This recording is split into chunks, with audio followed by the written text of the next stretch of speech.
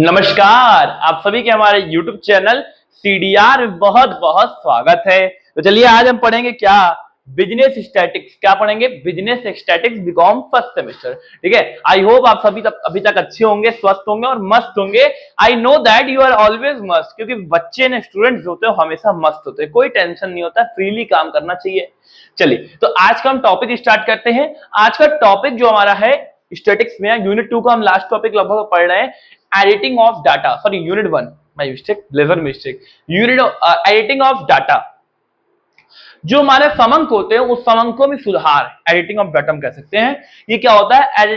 Editing of data means checking the collected data to find and correct errors, fill missing information and remove wrong entries so that the data become accurate, complete and reliable for analyze। देखिए, कभी-कभी हम जो data collect करते हैं समाज से या जो भी सोर्स से, उसमें कुछ कमियां होती हैं। उन कमियों को देखिए, जो कमियां होती हैं उनको दूर करना, सुधार करके सही तरीके से उसको यूज करना ही क्या होता है? एडिटिंग ऑफ डाटा होता है। पेपर में आप लिख दीजिएगा। अब आता है एंड एडिटिंग द रिसर्चर। जब हम एडिटिंग करते हैं तो क्या क्या चीजें पॉइंट रखनी चाहिए? Look for missing answer and tries to fill them. हमें देखना चाहिए कि जो जहां पे कुछ पॉइंट छूट गए, कुछ आंसर छूट गया, उसको फिल करना चाहिए। दूसरा, रिमूव अननेसेसरी और रॉन्ग इन्फॉर्मेशन। जो हमें एक बार रीडिंग करते ध्यान देना चाहिए, जो अननेसेसरी या रिमूव, जो मतलब यूजेबल थिंग नहीं है, उसको रिमूव करना चाहिए। करेक्ट स्पेलिंग, न्यूमेरिकल और टाइपिंग मिस्टेक। देखना चाहिए कहीं टाइपिंग मिस्टेक नहीं हो, कहीं आपका स्पेलिंग में गलती ना हो, नंबरिंग में गलती ना हो, तो ये सारी चीजों को ध्यान में रखनी चाहिए। Make the data clear, uniform and easy to understand. Data हमारा क्लियर होना चाहिए, इजी होना चाहिए और समझने में अंडरस्टैंडिंग अच्छी होनी चाहिए। ठीक है, तो ये सारी चीजें पॉइंट सबको ध्यान में रखनी चाहिए। अब बात करेंगे types of editing of data. तो ये दो तरह के होते हैं, field editing and central editing. Field editing में क्या होता है? Quick checking of data just after collection. मतलब जैसा ही आपने डाटा कलेक्ट किया, तुरंत आपने चेक कर लिया, जो चीजें कमी थी तुरंत ऑन द स्पॉट जो है उसको सही कर दिया, तो उसको फील्ड एडिटिंग कहते हैं। और सेंट्रल एडिटिंग में क्या होता है? Careful and detailed checking of all data at the research office और centre done by experienced editors. ये देखिए, ये वही करता है जो डाटा कलेक्ट करता है, लेकिन ये जो करता है वो एक्सपीरियंस्ड एडिटर होता है, वो इसमें एडिट करता है और वो बाकायदे एक एक चीज को डिटेलली पूरा पढ़ता है और उसको समझता है, जो कमियां होती है उसको दूर करता है, इसलिए इसको सेंट्रल एडिटिंग कहते हैं। समझ में आ गया? अब देखिए, field editing is equal to on the spot correction and central editing is equal to detail correction at office. ये आपका करते हो ऑन द स्पॉट, जहां पे आप डाटा कलेक्ट करते हो, जस्ट उसके बाद आप देख लेते हो। लेकिन यहाँ सेंट्रल एडिटिंग में क्या होता है? आप पूरी अच्छी से ब्रीफली उसके बारे में पढ़ते हो और जानते हो। नाउ नेक्स्ट, अब आ जाता है classification of data. Classification of data क्या होता है? यानी समंकों का विभाजन कह सकते हैं। ठीक है, विभाजन कह सकते हैं। Classification of data means arranging collected data in a systematic way so that it become easy to understand, compare and analyse. देखिए, क्लासिफिकेशन ऑफ डाटा क्या होता है? बेसिकली इस डाटा में क्या होता है, हम जो डाटा कलेक्ट करते हैं उसको सिस्टमैटिक वे में करना, अरेंज करना, ताकि लोग उसको अंडरस्टैंड कर सके, कंपेयर कर सके और इसको समझ सके। That's called classification of data. Now next, अब आता है types of data of collection, types of data collection. तो पहला इसमें आता है क्वालिटेटिव डाटा, जिसको हम बोलते हैं कैटेगोरिकल डाटा।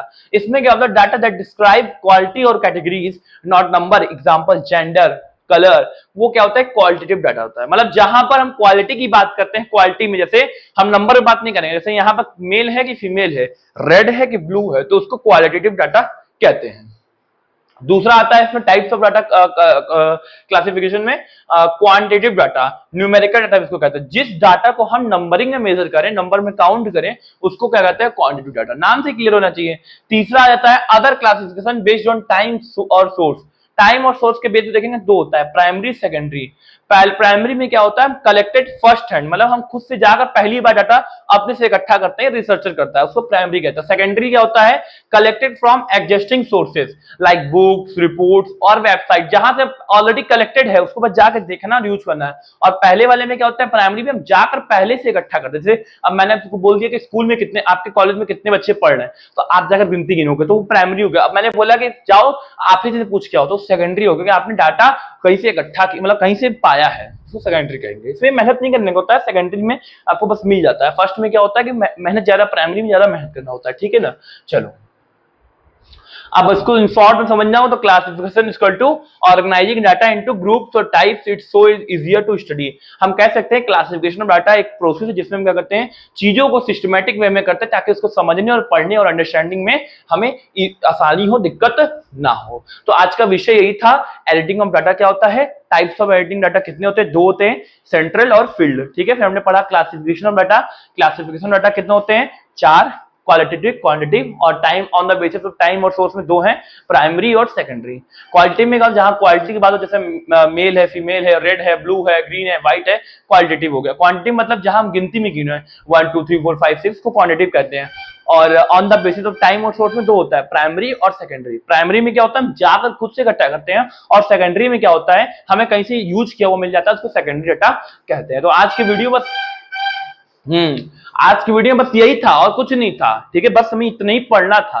देखिए चीजों को, मेरा फंडा ये ना कि चीजों को तोड़ तोड़ के पढ़ो, इतना तोड़ दो साले को, कैसे नहीं समझ में आएगा, क्यों नहीं समझ में आएगा, है क्या चीज। जब हम बड़े बड़े इमारतों को तोड़ सकते हैं, बड़े बड़े फसादों को तोड़ सकते हैं, बड़ी बड़ी समस्याओं को निचोड़ निकाल सकते हैं, तो ये तो बस एक 4 लाइन की कहानी है, इसको हम क्यों नहीं तोड़ के पढ़ सकते हैं, यही हमारी चुभा है। तो मेरे कहने का मतलब यहां पर यह था कि चीजों को समझना सीखिए और अपने दिमाग के कीड़े को निकालना सीखिए। आपके दिमाग में कीड़ा चला है, कौन सा वाला मैं बता दूं, आपके ट्रेंडिंग में कीड़ा चल रहा है, रील वाला। ये बच्चे आजकल रील में बहुत व्यस्त हैं, बहुत ज्यादा ही रील में व्यस्त हैं। ये बहुत ही सेहत के लिए हानिकारक है। मैं इसलिए आखिरी बोल रहा हूं ताकि आपका दिमाग, अगर हमारे बताए हुए 100 इस वीडियो को अगर 100 लोगों ने देखा, 100 में से अगर 10 भी मेरे वीडियो से अगर समझ गए और जान गए, तो मेरा बताना सार्थक हो जाएगा, मेरा इतना मतलब उस चीज बोलना सार्थक हो जाएगा। क्योंकि आज के समय में जो रील का ऑरा चल रहा है, रील का एक ट्रेंडिंग चल रहा है, वो बहुत गंदा है।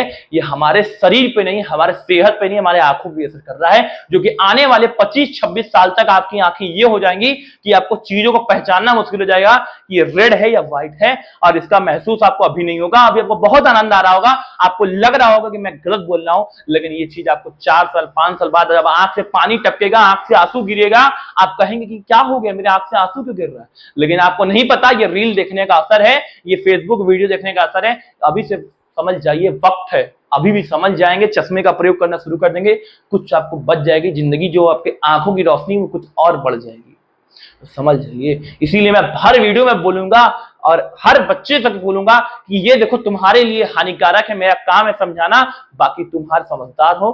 फिर अगले वीडियो मिलेंगे तो अपने टॉपिक को कंटिन्यू करेंगे। आज के लिए ब्रेक लेते हैं, फिर मिलेंगे। धन्यवाद।